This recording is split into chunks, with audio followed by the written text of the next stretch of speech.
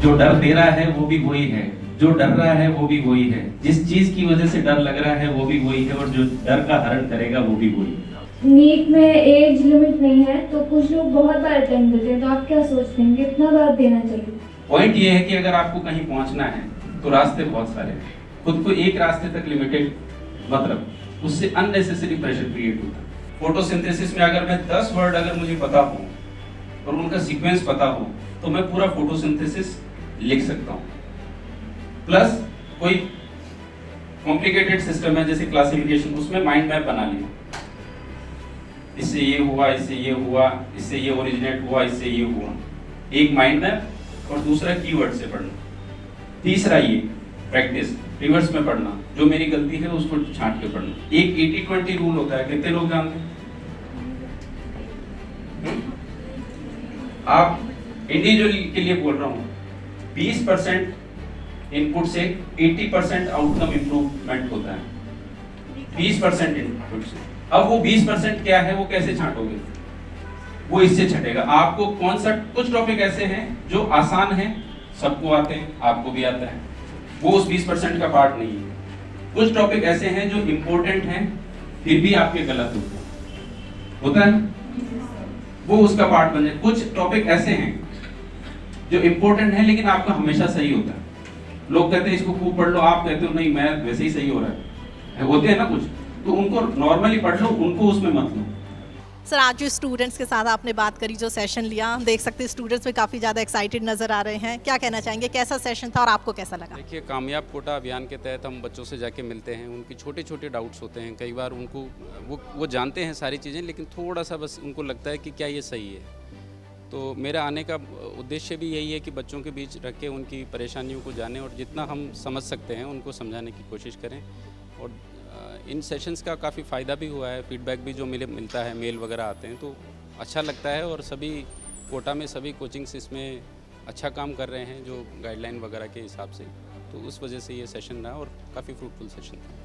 Sir, हमने देखा है इससे पहले भी, जैसा आपने कहा कि लगातार हम कोशिश कर रहे हैं कि कोटा के जितने भी स्टूडेंट्स हैं उन सबको पढ़ाई के साथ साथ कह सकते हैं कि मोटिवेट करें और हर फील्ड में आगे बढ़ने की कोशिश उनको कराएं। लेकिन एज अ कह सकते हैं कि जिला कलेक्टर खुद यहाँ पर आए हैं, उन्होंने बात करी है, ये स्टूडेंट्स के लिए कितनी बड़ी बात है और मतलब वो कितने खुश होते हैं कि खुद यहाँ के सीनियर जो है वो उनसे बात करनी। देखिए, मैं क्योंकि मेडिकल का स्टूडेंट रहा हूँ, इसलिए मैं और सब चीज़ों को थोड़ा सा अंदर से देखा, इसलिए अच्छे से कनेक्ट हो जाते हैं। मेरे ख्याल से वो फैक्टर सबसे ज़्यादा इंपॉर्टेंट है। और मेरे लिए भी एज ए जिला कलेक्टर फर्स्ट हैंड एक्सपीरियंस जो बच्चों के साथ मिलता है, फीडबैक जो मिलता है, वो मुझे गाइड करता है चीज़ों को रेगुलेट करने में। तो मेरे लिए भी वो बहुत ज़्यादा, मैं भी कुछ सीख के जाता हूँ हमेशा उससे, है ना।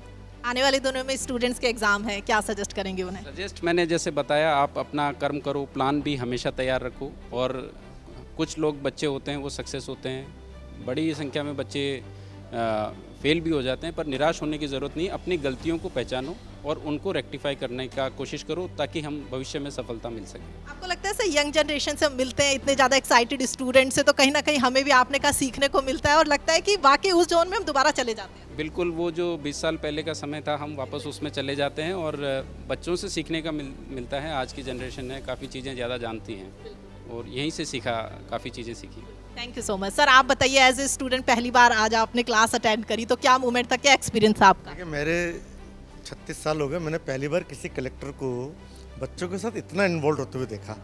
तो मुझे, मेरे पास फ़ोटोज़ मतलब वो देखने को मिलता था कि कलेक्टर साहब जो हैं क्लास में गए, और पूरे एल कोटा में ही जितने इंस्टीट्यूट है और भी जितने इंस्टीट्यूट वहाँ पे भी गए। तो मेरे मन में था, अभी एक रोज़ जब मिले तो मेरे मन में था कि आपकी क्लास अटेंड करनी है। तो मैं एज ए गुड स्टूडेंट, मैंने कुछ भी गलत नहीं किया, आगे वाले की चोटी नहीं खींची, कुछ भी नहीं करा और ढंग से क्लास अटेंड करी। और मुझे आज बहुत सीखने को मिला एक मैथमेटिकल वे में, चूँकि मैं मैथमेटिक्स हूँ, नॉट फॉर बायो, लेकिन एक मैथमेटिकल वे में कैसे समस्याओं का सामना किया जा सकता है, कैसे अपने आप को मोटिवेट रखा जा सकता है, और किसी भी समस्या के लिए, किसी भी टारगेट के लिए कैसे हम प्लान किया जा सकता है, ये मैंने बड़ा ढंग से आज देखने को मिला मुझे। तो आज मुझे भी बहुत कुछ सीखने को मिला। अच्छा था मैम, और बहुत कुछ नया सीखने को मिला, और जो हम करते थे अब उससे थोड़ा अलग, मतलब जिसमें हम कंफ्यूज रहते थे वो सर ने बिल्कुल क्लियर कर दिया। कैसा लगा? मैम, एक्चुअली बहुत इंटरैक्टिव सेशन था और बहुत ही अच्छा लगा कि था कोई गाइड करने के लिए, हमारे प्रॉब्लम्स को सल्यूशन देने के लिए, क्योंकि हर जगह हाथ पैर मारने से तो अच्छा है एक जगह सल्यूशन मिले, तो इट वाज गुड, नाइस।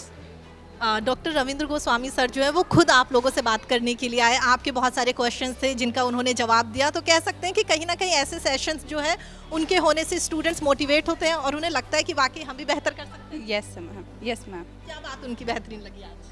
मतलब वो बच्चों के साथ इतना इंटरेक्ट हुए ना, मतलब कि वो एक बच्चे की तरह बता रहे थे, मतलब उनका एक्सपीरियंस, वो सब कुछ, कि जैसे एक बच्चे के माइंड में सारे सवाल होते हैं, वो कैसे पढ़ता है, वो हर चीज़ का उन्होंने आंसर। मैम एक्चुअली उन्होंने सब कुछ, जो हम जिस सिचुएशन में, उन्होंने सब कुछ फेस किया है, तो जिस प्रॉब्लम में हम हैं उनका सारा सोल्यूशन उनके पास था, तो सर ने बिल्कुल ही बताया कि हम कैसे सारा सोल्यूशन वी गॉट। मतलब अब अच्छे से पढ़ाई करेंगे आने वाले टाइम में। कैसा लगा आज का सेशन? अच्छा था। जैसे अगर आप ड्रॉपर हैं तो कोई बात नहीं, आप ड्रॉपर हैं कि आप मतलब पीछे हैं किसी से, वो भी ड्रॉपर थे, उन्होंने ये सब बताया कि अगर नहीं कर पाए तो कोई बात नहीं, इसमें ही आपकी ज़िंदगी नहीं है, आप और भी कुछ कर सकते हैं आगे। अच्छा फ़ायदा मिलता है हमारा